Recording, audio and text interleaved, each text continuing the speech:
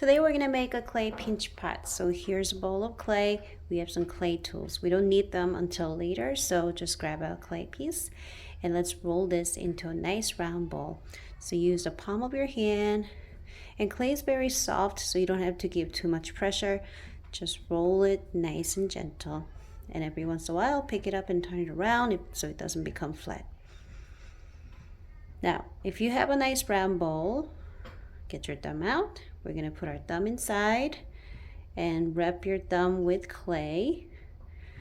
Clay dries out very quickly, so try not to touch your clay too much. We're going to try to make it as fast as we can and leave it alone so it doesn't start cracking. Once it starts to crack, it's going to be hard to work with the clay. And now we're going to do the pinching. Just like we practiced with the modeling clay, we're going to use the whole hand and do the quack quack pinching. And sometimes I wrap around like this so I can touch the bottom of the clay too. Okay, so keep your thumb inside, put it on the other hand. Let's pinch together. Ready? Quack and turn it. Quack, turn it. Quack, turn it. Quack. Don't pinch too much on the bottom because you don't want to have a hole. Now my hole got a little bigger, so I'm going to put both of my thumbs inside and I will go around and pinch more. And remember, we don't want to make our mouth of the cup too wide. We want to make it into a pot, not a plate, so just be careful. And when you pinch your clay, you'll feel some parts are thicker than the others, so pinch the thicker part and leave the skinny part alone. Okay, and at the end you want to have a nice hollow inside like this. And I think I'm ready to make the bottom of my pot because now it's round, so when I put it down it's just going to roll around, right? So I'm going to pick it up from the top, very nice and gentle, be careful, and I will very gently tap on the table to make my bottom flat. When you put it down, it should stand by itself nicely. And now I have a flat bottom.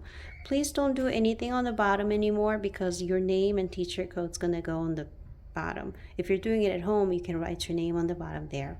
Okay, and now we want to make it a little bit smooth. So if you have any bumpy part, make it smooth. Some friends like to use water, just get a little bit of water and then rub it.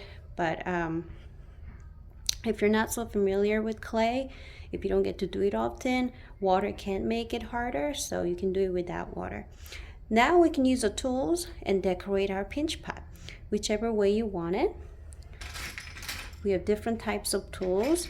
You can use this type of tool to stamp and create designs, or you can use this type of tool to draw lines or create patterns. And again, clay is very soft and fragile, so be careful. Whether you draw or stamp, do it very, very lightly so you don't cut your clay. So you can create a pattern. When you repeat something over and over, we call it a pattern, so you can do that. And I will use this pencil kind of tool to put some dots on the top. You don't have to copy my design. Do your own design, whichever way you want it.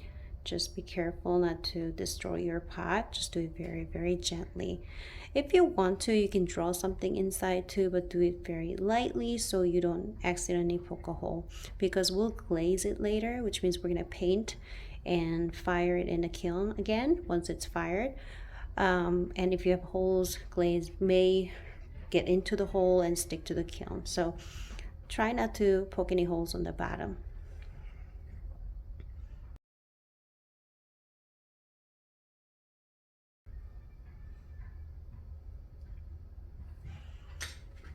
Okay, and if you want, you can try to stamp very, very lightly.